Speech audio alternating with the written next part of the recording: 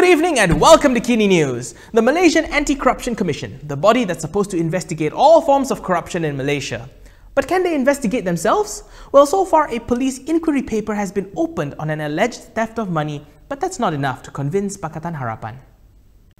Pakatan Harapan has called for Malaysian Anti-Corruption Commission Chief Azam Baki to be put on leave while the agency investigates 3 of its senior officers over the alleged theft of money seized from a criminal breach of trust case. In a statement today, they said the MACC chief should be temporarily relieved of his duties pending a probe on 3 of its senior officers. They said that they welcomed the statement by Home Minister Hamzah Zainuddin in Parliament yesterday that a police inquiry paper has been opened on the case. However, given that the issue has created a negative perception towards the MACC and caused Malaysians to question the integrity of the institution itself, an investigation paper should be opened. The investigation must be comprehensive and those who have broken the law must be brought to justice, they added. The statement was signed by PKR President Anwar Ibrahim, Amanah President Muhammad Sabu, DAP Secretary General Lim Guan Eng, and APCO President Medias Tanggao. The opposition leaders also urged the government to consider advising the young di-Pertuan Agong to set up a royal commission of inquiry on issues surrounding the MACC, as well as suggesting needed reforms. Previously, questions had been raised in Parliament on why the MACC is investigating its own officers instead of the police. While debating the royal address in Parliament, Puchong MP Gobind Singh Deo said theft falls under the jurisdiction of the police and raised concerns that it would be a conflict of interest if the MACC investigated its own officers. The MACC previously confirmed that it had arrested 3 of its own officers as part of an investigation related to the misuse of power and misconduct in a case involving a former department head. With over 80% of Malaysian adults fully vaccinated, it seems that we may be close to achieving herd immunity against COVID-19. However, according to Health Ministry Khairi Jamaluddin, we shouldn't be using the term herd immunity anymore. Health Minister Khairi Jamaluddin said the herd immunity target is no longer feasible due to the widespread transmission of the Delta variant. He said the strategy now is to get the broadest coverage of vaccination possible. Pada waktu kita mulakan program vaksinasi, kita menggunakan formula yang konvensional untuk kita kira herd immunity. Yang didapati bahawa antara 70 hingga 80% vaksinasi baru kita dapat herd immunity. Tetapi pada waktu itu sebelum penularan varian Delta, Delta has basically thrown out the herd immunity calculation and it is difficult to say when kita boleh dapat herd immunity dengan izin. Sebab itu kita jangan lagi melihat kepada soal herd immunity. Kita kena pastikan bahawa liputan itu seluas mungkin. The broadest possible coverage of vaccination. He said this during his winding up speech in the Dewan Rakyat today. Khairi added that this is why the National COVID-19 Immunisation Programme for adolescents is important because it is not enough to vaccinate 80 to 90% of adults when children remain unvaccinated. He said the Health Ministry is also looking at clinical trial data by Pfizer on vaccines for children below the age of 12. Although Khairi has wound up his speech in the Dewan Rakyat, Iskandar Puteri MP Lim Kit Siang is not quite letting him off the hook just yet, because despite having good vaccination numbers, the death rate has been alarming. Iskandar Puteri MP Lim Kit Siang has called on Health Minister Khairi Jamaluddin to explain why the country's COVID-19 deaths are worsening. This came as the country recorded 487 COVID-19 fatalities yesterday, bringing the cumulative death toll to 24,565. This is the second highest reported death on record in a single day.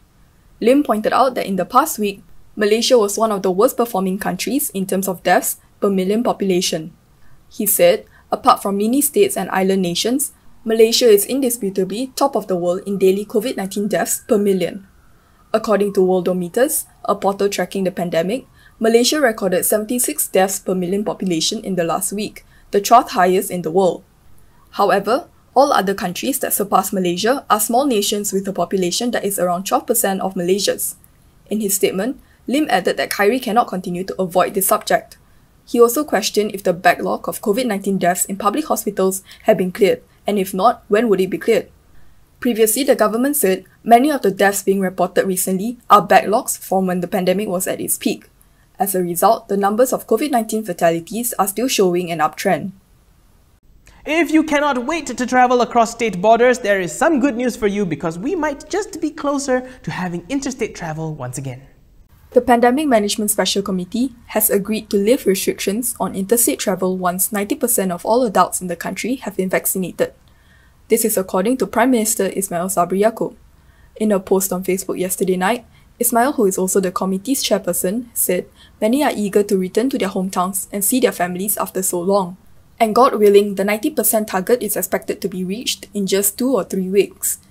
He said tourism hotspots, islands, and other tourist destinations will be allowed to open once the benchmark is reached.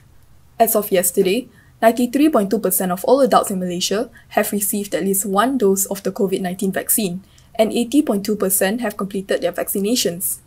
The decision is one of the several changes to the country's COVID-19 Standard Operating Procedures, or SOPs, announced yesterday. Ismail also announced that sundry shops, mini-markets, restaurants, petrol stations, and convenience stores will be allowed to operate from 6 a.m. to 12 a.m. from today. Meanwhile, in a press release, he said people should take advantage of the loosening SOP restrictions responsibly. Ismail added that the public should comply with every SOP that has been set, wear a mask, practice physical distancing, and always maintain personal hygiene and safety. Nama saya Nur Hadiyo binti Abdullah. Anak saya Saswani binti Besu, umur 19 tahun. Dia ada penyakit kencing manis. Baru sebulan tu. Lepas 2 minggu dia rasa mata dia boleh nampak sikit lah. Mungkin gula dia ada kawal dendam. Mata dia boleh nampak, kalau gula tinggi dia macam kabur sikit. Dulu dia insulinian. Ubat dia kita kena 14 unit, 12 unit. Sekarang ni kalau injek 8 unit, ada 9 unit, ada 10 unit. Kita kira makanan dia macam mana. Dia minum G-Shell tak injek banyak. Now let's take a look at the latest COVID-19 figures in Malaysia. The Health Ministry reported 13,754 new COVID-19 cases today. Selangor recorded the highest number of new cases with 1,985 cases. This was followed by Johor with 1,913 cases and Sarawak with 1,766 cases. Perlis, which has the highest COVID-19 ICU bed usage in the country, reported a new record today with 113 cases. It is the third time cases in the state have hit triple digits. Meanwhile, Health Minister Khairy Jamaluddin has announced that the government intends to further lower the ceiling price of COVID-19 self-test kits. He said he had held discussions with the Domestic Trade and Consumers Affairs Ministry to look into the matter. Khairy said this was necessary as the need for self-test kits are seen as a new normal which will support the country's recovery process when more economic sectors and social activities are allowed to open after this. There are many ways governments can raise funds for what it needs to do, and now it looks like the PAS Youth isn't very comfortable with one of those methods. PAS Youth has reiterated their stand against gambling activities in the country. In a statement yesterday, PAS Youth Chief Khairul Nizam Kiruddin said that there is no compromise on the issue of gambling. He said this in response to the government's confirmation that the frequency of special draws for number betting companies was increased to 22 times this year. The increase of special draws was confirmed by Finance Minister Tengku Zafrul Abdul Aziz. Zafrul had responded to a question from Amanah's Pokok Senar MP Mahfuz Omar on September 20th in Parliament. In the statement, Khairul said the special draws were not the best solution to raise government income. This is as gambling is forbidden in Islam and contributes to social ills. He added that there are other ways that can be used without having to increase the special draws. Previously, the Pakatan Harapan government had reduced the number of annual special draws from 22 to 11 in 2019 and to 8 in 2020. However, the Perikatan Nasional Government, which took over from Harapan, reportedly restored the number of special draws back to 22. Khairul also thanked Mahfuz for raising the issue in Parliament, saying it was a much-needed reminder on an issue that affects Muslims.